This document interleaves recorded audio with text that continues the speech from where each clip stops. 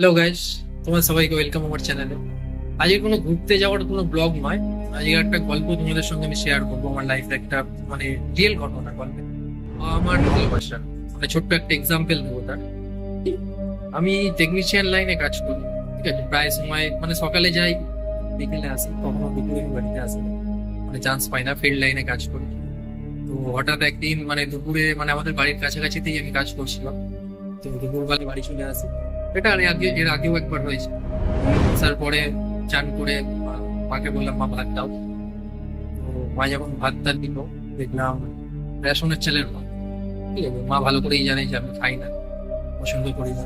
তো রাতের বেলা যখন আমি খাই, সকালে দুপুরে তো বাড়িতে থাকি না, রাতে যখন খাই তখন নর্মাল চালেই হয়, মানে নর্মাল চালেই রান্না হয়। দুপুরে মানে দুপুরে যখন আমি থাকি না তখন আর কি বাবা মা রেশনের চালের ভাতটা খায়। এইভাবে সেফ সেফ শুধু আমি বাবা মা বলতে শুধু আমার বাবা মা নয়, সবার বাবা মাই মানে ছেলে মেয়ের জন্য অনেক কিছুই স্যাক্রিফাইস করে এইভাবে। মানে এরকম একটা জাস্ট ছোট্ট একটা এক্সাম্পল, এরকম আরো বড় কিছু করে থাকে নিজের ছেলে মেয়ের জন্য। সব মানে পৃথিবীতে যত বাবা মা আছে সবাই, সেই ছেলেরাই আবার কিছু বাঞ্চুর ছেলে আছে, বড় হয়ে সেই রেশনের চালের ভাতটুকু বাবা মাকে দেয়।